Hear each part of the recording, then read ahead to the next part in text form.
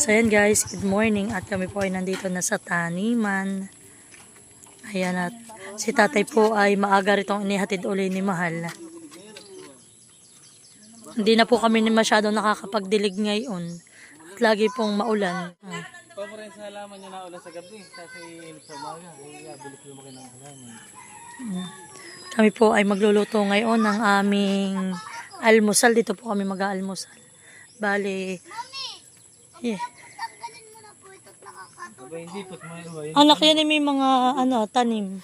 Bano, yung sili. baka matutunan ito. Bali kami po dito mag-aalmusal at si tatay po kanina ay nanalbos ng kalabasa. At yun po ang aming ulam ngayon. Tapos po ay may isdang lahok. Ayan, titingnan po natin ang bubon. Aba ay puno. Hi! Ha? Maganda na ang bahay ni Nini. Itong aming sitaw ay mga pabulaklak.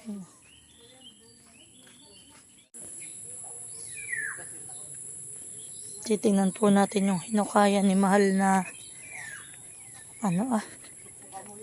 yung aming pong paglalagyan ng CR kung maraming tubig. Kakaunti lang ang bumalong.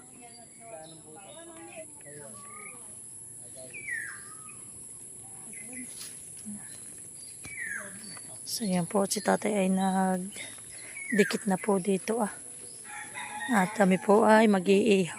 Anak, huwag mo na paypayan. Hindi daw. Dito pala maandang bahay niya. Ito mang magandang bahay. So yan po at may midbid. Yan po ay galing sa palasdaan ni na Kuya Emil. Yan po ang isasahog ni tatay. So yan po at welcome sa aming bahay kubo. Yan, may lamesa na kami. So yan po at hindi pa nadating ang aming solar light. Pag dumating na po ang aming solar light, ayan, mailagay na po namin dito yung isa. Tapos yung isa po ay sa labas. So yan guys, si tatay po ay nakapag-apoy na po diyan. Hindi mabubuo. Wala po putol-putulin. Ayos lang tatay. Walang haligi. Kulang ang mga ipa sa Kuya Badi. Oh. Naghahanap ng baso. So yan guys, at kami po muna ay magkakapi at maya-maya pa kami makakakain. Mahapdi na po ang aming sikmura. Nakaamoy pa kami ng magandang amoy dun sa daan. Ganun na lang natin ito po. At yan, pag may bisita kayo, talaga ito yung balak na yun. So yan guys, at luto na po ang kay tatay na inihaw. Dito ko tatay Oo. Hindi ako timatap. Mahalan na. Kami lang po yung maginit ng kaunti na ininit at panggata po. Saka magulo to. Diyan tatay So yan po at kami ay nagsisimula ng magluto. Yan po to na ulan.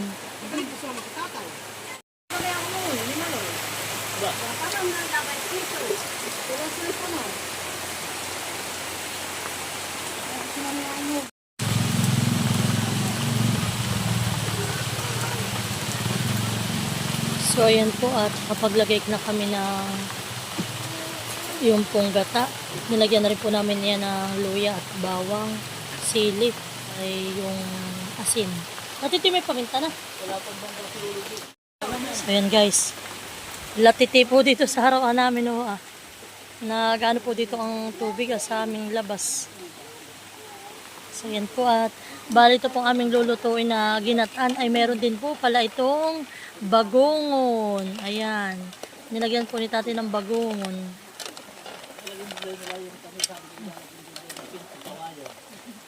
Halo ito at baka matulog ang gata.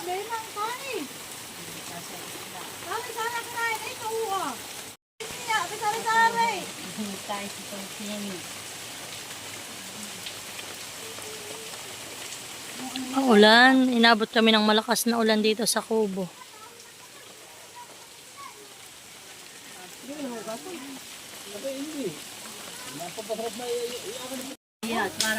So yan po at nakulo na. Lagay ito. Lalagay na po natin ang ating isda. 1, 2, 3,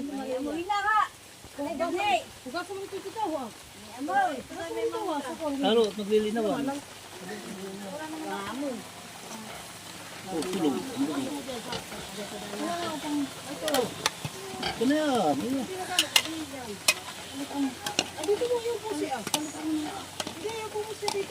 Yan, yung mga gising ng gata. Dahil po hinahalo-halo daw para gumising ang gata. Hindi po siya magbubuo-buo.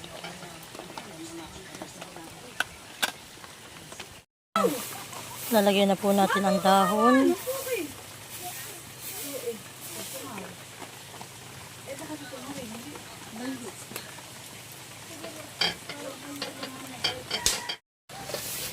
So ayan po, at nailagyan na natin ang ating talbos ng kalabasa. At ang ate Huya po dito ay nagbabangbang.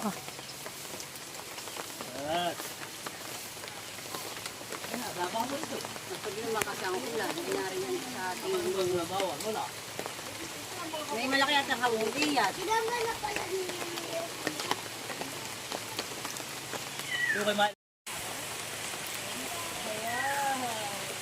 So yan po kami dito nagluluto sa may gilid ng aming kubo. At naulan po, wala kaming paglulutuan. Hindi pa po gawa yung aming lutuan.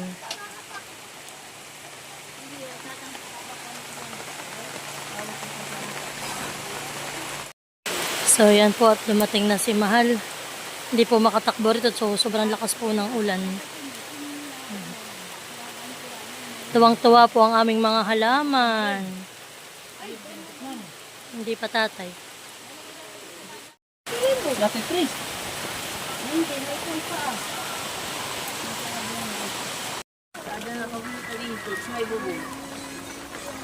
Wala nang dadaanan tayo. Talaga, talaga. Doon daan na.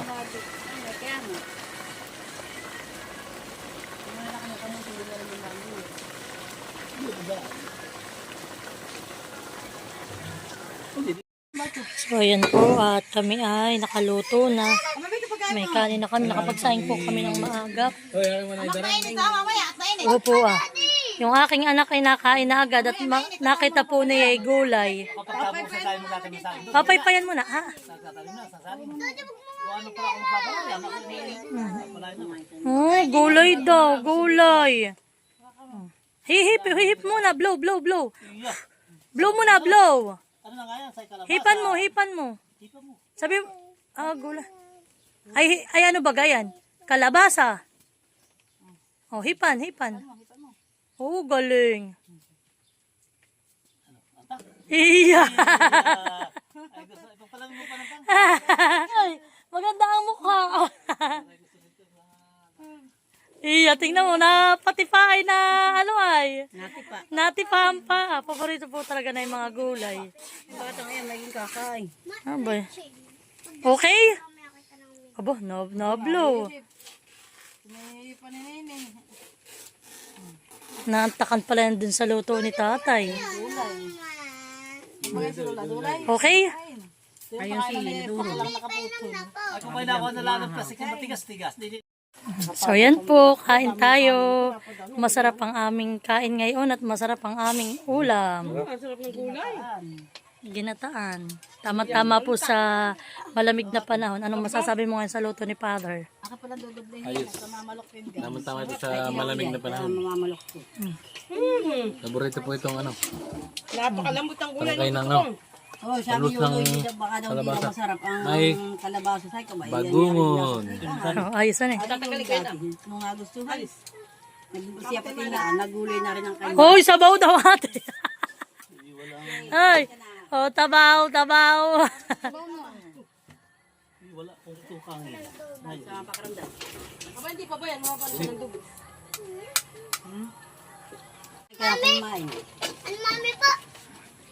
Kumain ka na daw. Ako'y magkakain din ng bagungon na. Yan ang gusto ko. O, anong sinabi ng gulay? Kala ko'y maraming gulay. Wala. Halos walang matira. Masarap.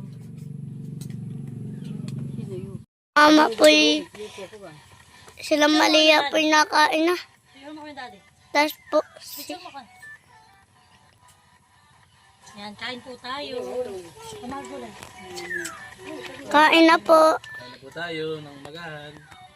Si Malia po, ganadong ganad. Masarap po ito at pampahaba ng buhay, gulay. Pangpahaba po ito daw ng gulay. Gulay. Pambuhay. Ayun! Yung movie na. Nainita na. Yan po si Shin po. Malinom na sa labas. Kaya ito sa Yan po si Shin. Nakain na din po. Yung muko. Kaya nga ako dinabli nila. Kaya lang Si Lola po hindi po nakikita sa vlog. Ben po si Lola po nakain na din po si Tita. Po sila mama po si Tita Huya po si Dad. Daddy, bakit dyan ka nakain? Ngaluan nagdawa. Hindi naman nila ng papayong tinik. Ben po. Yan po yung gawa na namin kubo. Wala na po yung butas. Dati po yan po hindi kagagawa lang po muna. Abay, umaakit po si Daddy. Ngayon po hindi na po umaakit at gawa na. Ayan po, gawa na din po yung sandalan. Ito po napakatibay na kawayan, kaya po ito po hindi po nahuhugsot. Napuputol po pala.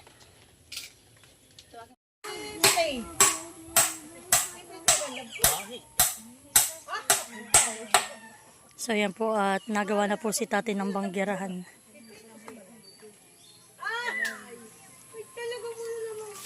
Si Malay pa lang mahal ni nanay. Apoy si Pei. So yan guys, at nakita po ni nanay na ito po palang isa naming puno ng tordan ay may puso na din. Yan po, oh. May puso na. Yan, pangalawa na po yan sa aming tanim na tordan.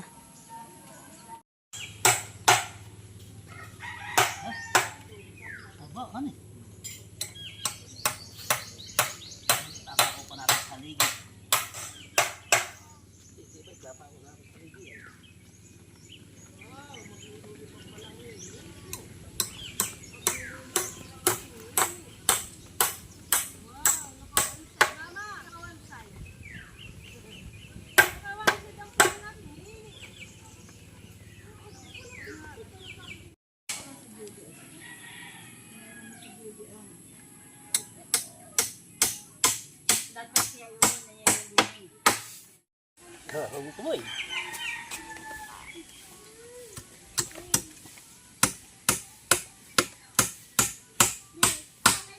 Ayun.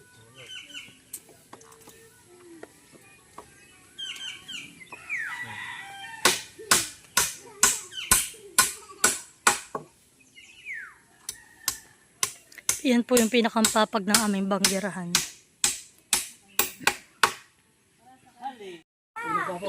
So yan guys, at yun lamang po muna ngayong araw na ito.